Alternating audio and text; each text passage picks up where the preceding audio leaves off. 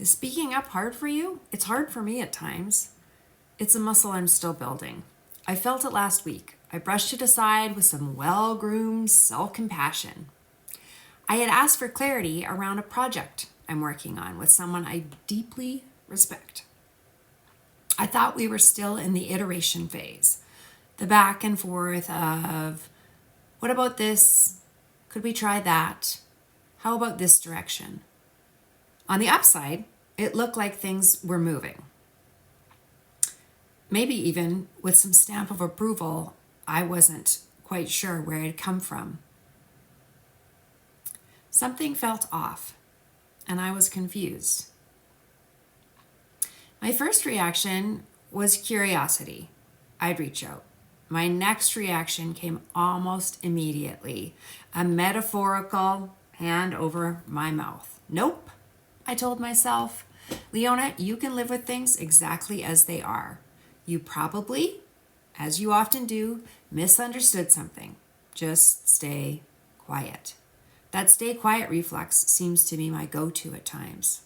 Oddly, because I actually consider myself fairly bold and forthright. Just ask my husband.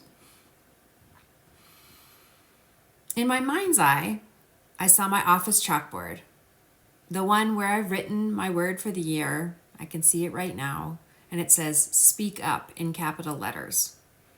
Speaking up is hard, and it's a muscle I've been building. And now I know, after paying a lot of attention, just how quickly and subtly I shut myself down.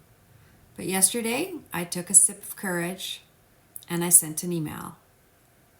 I asked if I had misunderstood part of the process. I even mentioned in the email my be a good girl parts were acting up.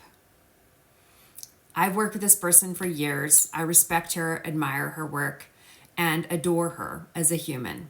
So I gave myself permission to be a little bit more vulnerable. She replied later that evening, and it seemed there had been a misunderstanding. Very, very slight. No big deal at all. I had expected something that wasn't really possible within the scope of the work project. That all made sense, and it was no big deal. And as I got into bed, I kept thinking about it. And then I felt it, a wave of nausea. At first, I chalked it up to something I ate, thinking, what I have for dinner.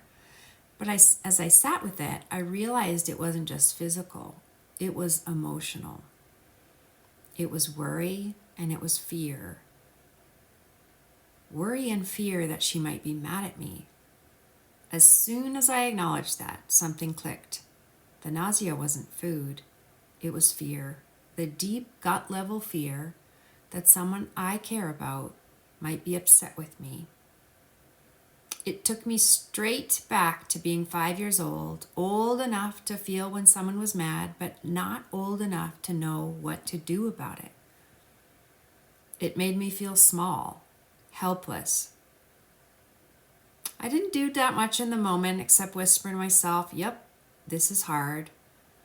That small acknowledgement helped re-engage the thinking part of my brain, get me off of the danger-seeking part. That's not why I did it, but it's a lovely byproduct of self-compassion. It restores the logic when our nervous system wants to shut down. And our brain is in that fight, flight, freeze part.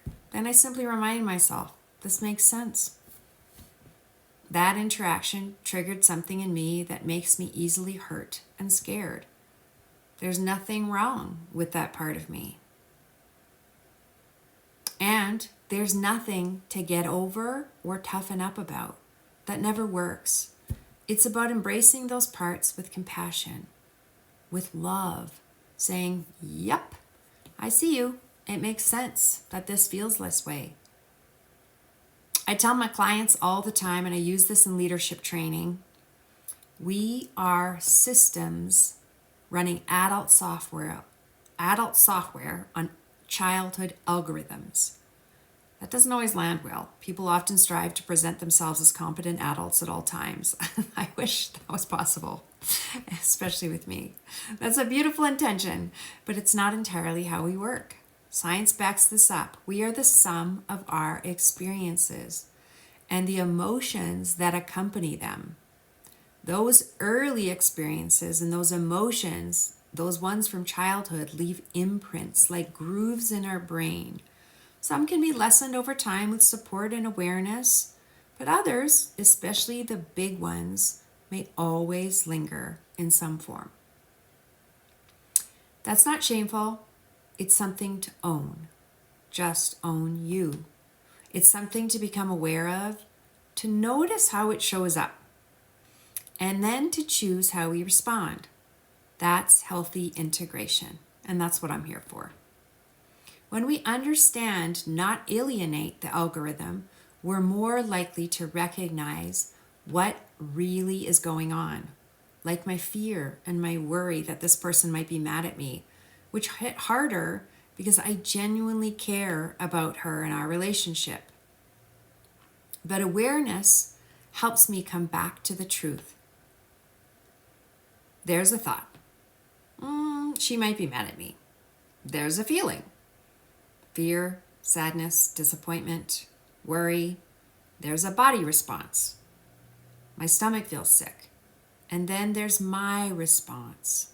Take care of myself first, speak my truth, acknowledge the trigger, and that's exactly what I did. I circled back to the tension in that interaction. I emailed, I spoke up, and for someone trained to stay quiet, that's the bravest thing I can do. And I got permission from her to include this in this blog.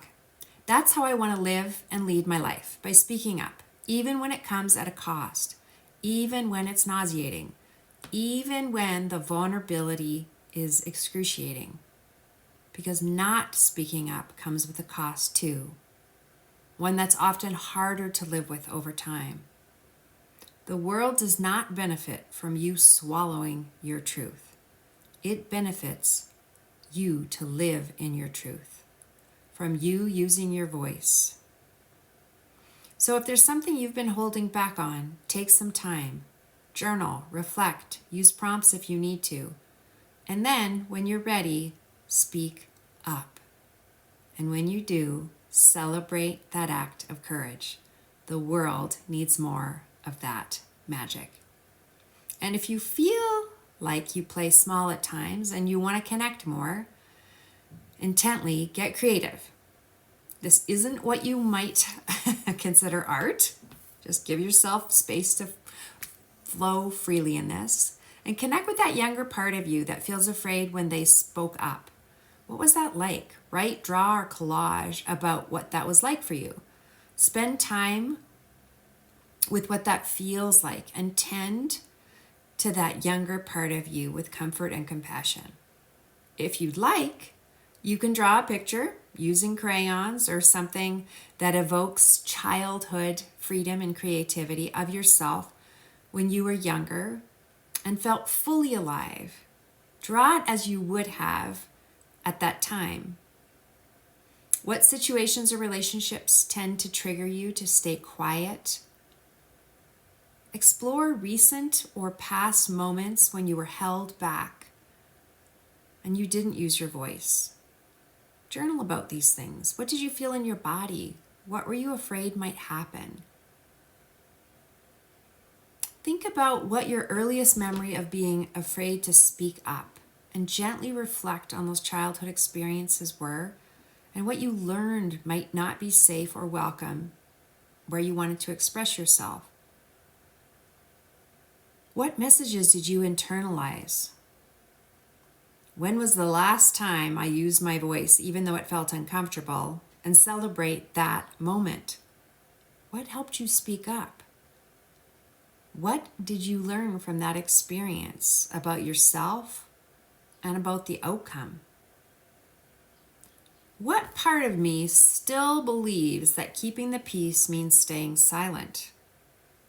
Explore that, because you might not always be quiet, but in my case, that's the situation I was. Write to that part of yourself with compassion. Let it know what's true now and how you're learning to hold both truth and connection. What would it look like to live more fully in my truth today? Describe how speaking up could be helpful and would benefit your relationships, your leadership, and your life. What small step can you take to move towards that?